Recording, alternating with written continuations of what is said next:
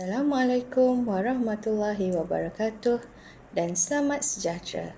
Nama saya Natasha Nur Emilia binti Osman dari Kolej Komuniti Rompin Pahang ingin membentangkan kertas kajian penyelidikan yang ditulis bersama rakan penyelidik Noor Azhar bin Abdul Wahab bertajuk Keberkesanan Penggunaan Alat Bantu Mengajar Sedia Ada terhadap pembelajaran pelajar kulinari di Kolej Komuniti Rompin.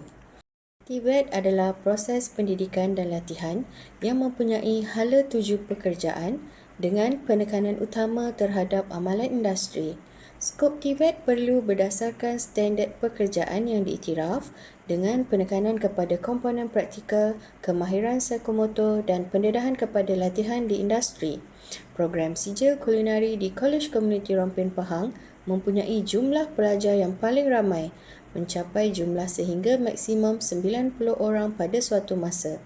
Penggunaan alat bantu mengajar serta penyediaan peralatan yang lengkap dan persekitaran bengkel yang kondusif seperti kemudahan dan perkhidmatan di bengkel perlulah berkualiti dan memenuhi kepuasan pelajar. Oleh itu, pengkaji mengambil inisiatif untuk melihat sejauh mana keberkesanan penggunaan peralatan sedia ada dalam melahirkan pelajar yang berkualiti seiring dengan kehendak industri TVET.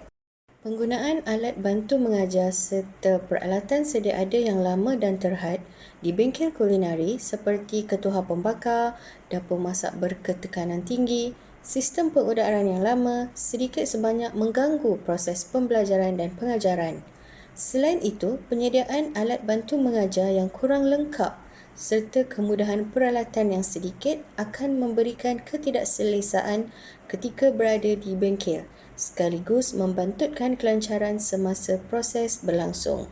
Terdapat dua objektif kajian ini dijalankan.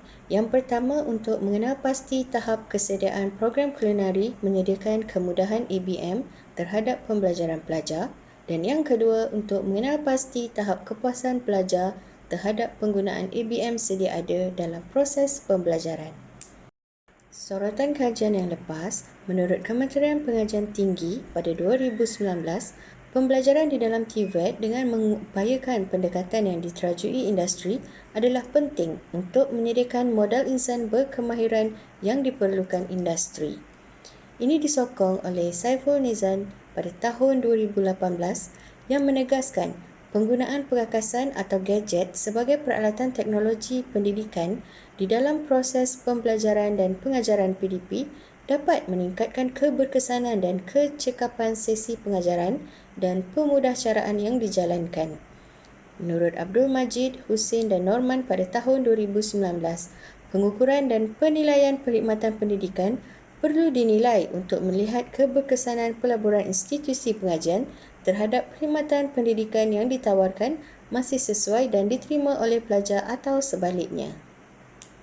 Untuk metodologi kajian, persempelan secara rawak dilaksanakan menggunakan borang soal selidik dari aplikasi Google Form dan diedarkan melalui aplikasi Telegram kepada 63 orang responden. Kajian dijalankan secara kuantitatif serta dapatan data dianalisis menggunakan aplikasi SPSS. Penggunaan skala Likert 1 hingga 5 digunakan untuk mengukur maklum balas responden bagi setiap item dan penentuan interpretasi skor min adalah berdasarkan julat skor min. Soal selidik ini mengandungi 3 bahagian iaitu bahagian A, demografi responden, bahagian B, aspek kesediaan dan bahagian C, aspek kepuasan. Analisis kekerapan dilakukan untuk mendapatkan dapatan mengenai latar belakang responden seperti jantina dan semesta pengajian. Hasil dapatan memperlihatkan responden terdiri daripada 26 orang pelajar lelaki dan 37 orang pelajar perempuan. Daripada jumlah ini, 17 orang pelajar merupakan pelajar semester 1, 24 orang pelajar semester 2 dan 22 orang pelajar semester 3. Analisis deskriptif bagi bahagian B iaitu mengenal pasti tahap kesediaan program kulinari menyediakan kemudahan ABM terhadap pembelajaran pelajar menunjukkan skor min keseluruhan sebanyak 3.70 dengan sisihan piawai 0.805 iaitu pada tahap interpretasi min yang memuaskan. Item B5 iaitu penggunaan dapur amali mencukupi bagi kegunaan pelajar mencatat skor min tertinggi iaitu 4.11 dengan interpretasi memuaskan. Item yang terendah adalah pada item B4 iaitu peralatan di bengkel beroperasi sepenuhnya dan tidak mengalami kerosakan dengan catatan skor min 3.36 dan interpretasi min yang sederhana. Ini menunjukkan bahawa responden berpuas hati dengan kemudahan EBM yang telah disediakan bagi melancarkan proses pembelajaran. Namun, penambahbaikan penggunaan serta penyediaan peralatan perlu dititikberatkan oleh pihak pengurusan program kulinari bagi memudahkan urusan pembelajaran. Analisis deskriptif bahagian C iaitu mengenal pasti tahap kepuasan pelajar terhadap penyediaan ABM sedia ada dalam proses pembelajaran menunjukkan skor min keseluruhan untuk aspek ini adalah sebanyak 3.75 iaitu berada pada interpretasi min yang memuaskan. Item C5 iaitu penambahbaikan serta penggantian ABM yang terkini amatlah perlu bagi membantu proses pengajaran pensyarah mencatatkan skor min tertinggi 4.11 sisihan piawai 1.033 dengan interpretasi min memuaskan menunjukkan bahawa responden mengharapkan kemudahan dan perkhidmatan di bengkel ditambah baik dan mengikut peredaran masa kini. Pernyataan ini disokong oleh item C4 menunjukkan kemudahan EBM sedia ada yang lama dan kurang moden tidak membantu melancarkan proses pengajaran pensyarah yang mencatat skor min terendah 3.36 dan berada pada interpretasi min sederhana. Hasil dapatan ini menunjukkan bahawa responden mempunyai kesediaan dan keinginan dalam penyediaan serta penggunaan teknologi peralatan terkini seiring dengan peredaran semasa. Penggunaan peralatan moden serta aplikasi e-pembelajaran perlu diterapkan dalam proses pengajaran pensyarah. Penambahbaikan serta penggantian EBM terkini dan canggih dapat mencetuskan suasana pembelajaran yang lebih selesa, moden serta mengekalkan minat pelajar untuk terus belajar dan pensyarah untuk mengajar. Menerusi dapatan analisa yang dibuat, pengkaji mendapati responden berpuas hati dengan penyediaan dapur amali, namun terdapat beberapa perkara yang perlu diperhalusi dan diperbaiki. Antaranya ialah seperti penggunaan peralatan yang memperlihatkan bahawa responden kurang berpuas hati dengan penggunaannya. Ini menunjukkan terdapat kekangan serta halangan yang wujud bagi penggunaan peralatan di bengkel.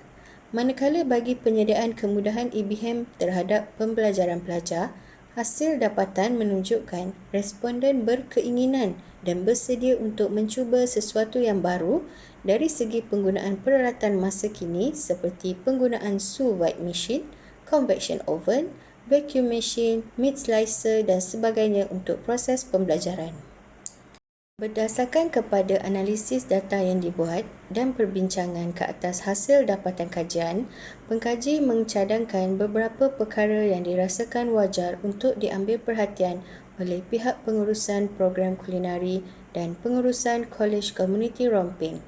Antara perkara yang perlu diberi perhatian ialah yang pertama, penambahbaikan serta penggantian EBM yang terkini dan yang kedua, kemudahan jalur lebar.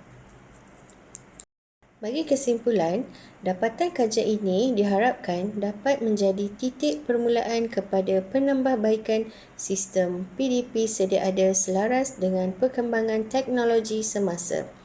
Kajian ini juga diharapkan dapat menjadi rujukan kepada pihak pengurusan kolej dan program kulinari dalam menyediakan perancangan yang lebih berkesan dalam penyediaan kemudahan alat bantu mengajar untuk kegunaan dan keselesaan pelajar. Keprihatinan pihak pengurusan dilihat dapat memberikan serta menjadikan proses PDP di dalam TVET ini mencapai kehendak objektif dengan berkesan serta jayanya. Itu sahaja daripada saya. Sekian, terima kasih.